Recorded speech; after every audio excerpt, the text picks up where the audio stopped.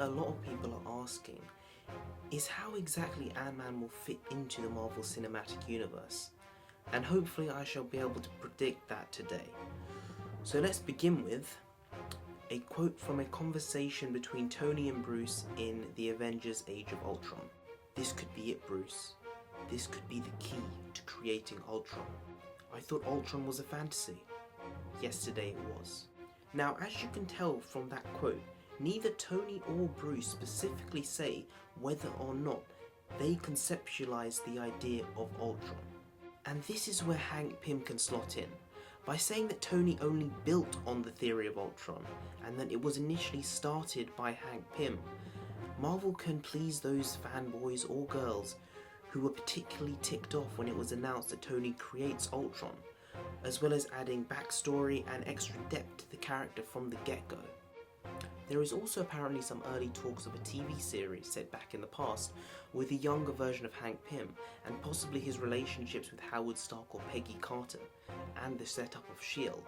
But I'm sure this will solely depend on how well Ant-Man does the box office and how people take to these new characters.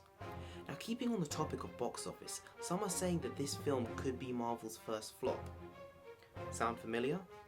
Yep, that's exactly what people were saying when Guardians of the Galaxy was first announced, and now that's grossed about $800 million. I think that Ant-Man will make about $70 million opening weekend in the US, and hopefully over $500 million once it completes its theatrical run. The problem with these big budget films is, in order for the film to break even, it would need to make about $430 million.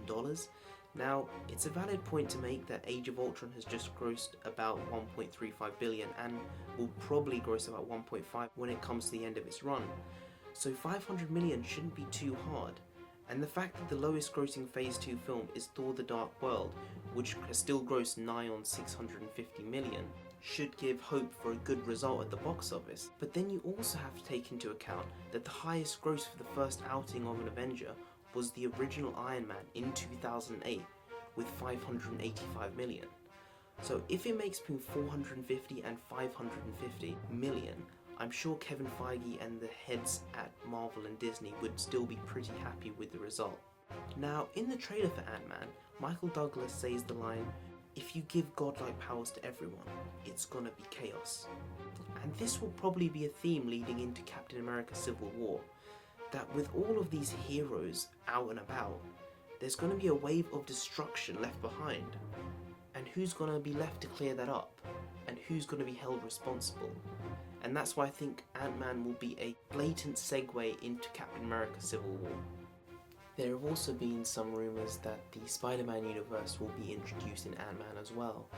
That could be done through Corey Stoll's character or Yellow Jacket showing off his new weaponized version of the Pym particles, and he could be possibly trying to get people to invest in that, or he's trying to get them to buy it, and there have been talks of maybe Oscorp being one of the companies involved in that circle. I do hope this video gives you some idea of how Ant-Man may slot into the MCU.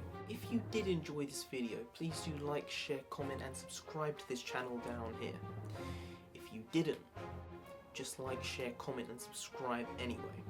I've been Rouge the Comic, you've been great, and I'll see you next time. Skadoosh.